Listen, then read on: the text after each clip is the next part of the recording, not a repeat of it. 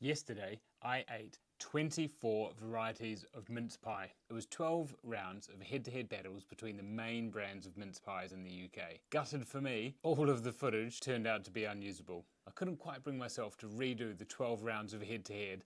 However, I still have the quarterfinals and the finals to get through. So I'm going to summarise what happened yesterday, and that will then lead us in to the quarterfinals. All the pies were eaten cold, out of the box. They were judged based on taste, consistency and texture of the pie, and generosity. It was a simple format. Whichever pie I judged to be best out of the two in each head-to-head went through to the quarterfinals, with the other one being knocked out. Let's take a look at the results. Round one saw the M&S collection all butter mince pies taking on the Iceland mince pies, and the M&S collection did win this round quite comfortably. There wasn't much in it. M&S collection, the first pies through to the quarterfinals. Next up was Aldi's specially selected all butter mince pies facing off against Sainsbury's Taste the Difference all butter mince pies. It was an all butter head to head, and the Sainsbury's Taste the Difference was pretty rubbish. I really didn't enjoy these mince pies, so these ones certainly did not go through, which meant the Aldi all butter mince pies are into the quarterfinals. Lidl Favorina mince pies taking on the Joyous mince pies from Asda. It was a battle of the budgets, this one, and the Lidl Favorina did take the win. I really wasn't too sure what to expect from this round. I didn't expect either to be brilliant. The Lidl Favorina, actually, they weren't terrible for a budget mince pie, and the Aldi Joyous, apologies, the Asda Joyous, going home. This was a tough round because I really didn't enjoy either of them very much. The Waitrose brown butter mince pies with cognac, they're the fanciest of the Waitrose mince pie, but that cognac flavour really is overpowering. It doesn't leave room for many other flavours in there, and that was all a bit much for me. Taking on the Greggs mince pies, which I know seem to be pretty popular, but I really can't get on with them. They're really flat, they're not generous in terms of the filling. The pastry is more like a biscuit. I found them quite claggy in my mouth. I really couldn't get onto them. It was quite a close call, but in the end, the Waitrose are through to the quarterfinal. I don't think they're going to go particularly far from this point on. Greggs is out. I really don't enjoy your mince pies. Sorry, guys.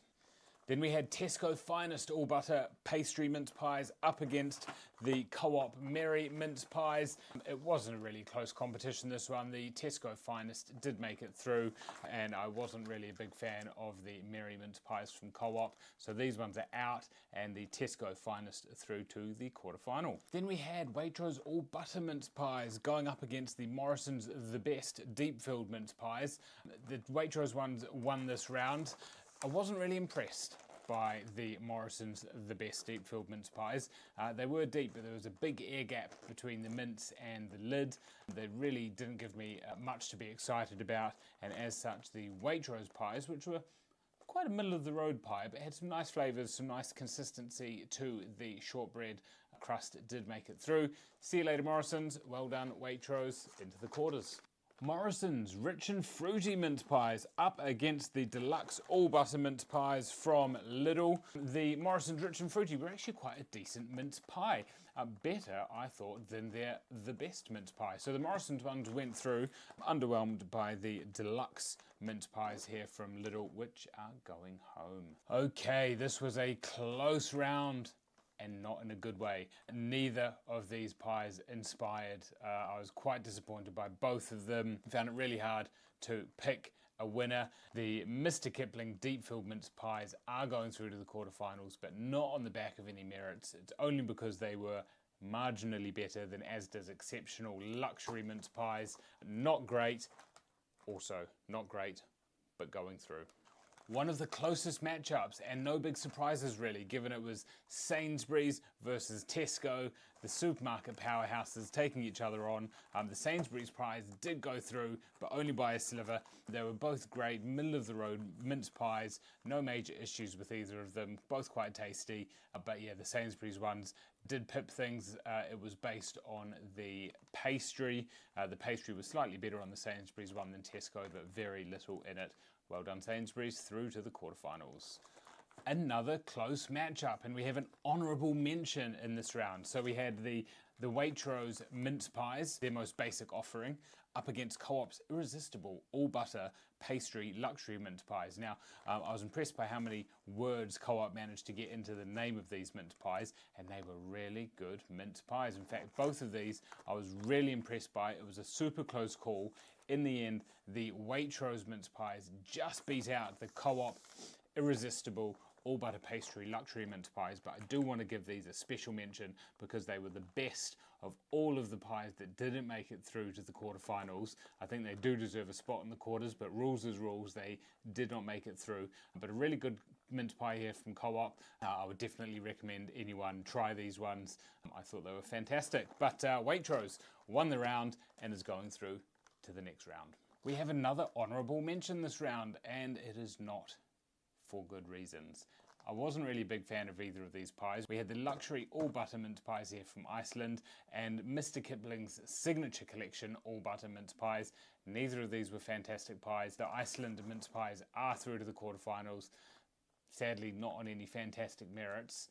It is because these get a special mention. These are not good mince pies. Mr. Kipling, your signature collection.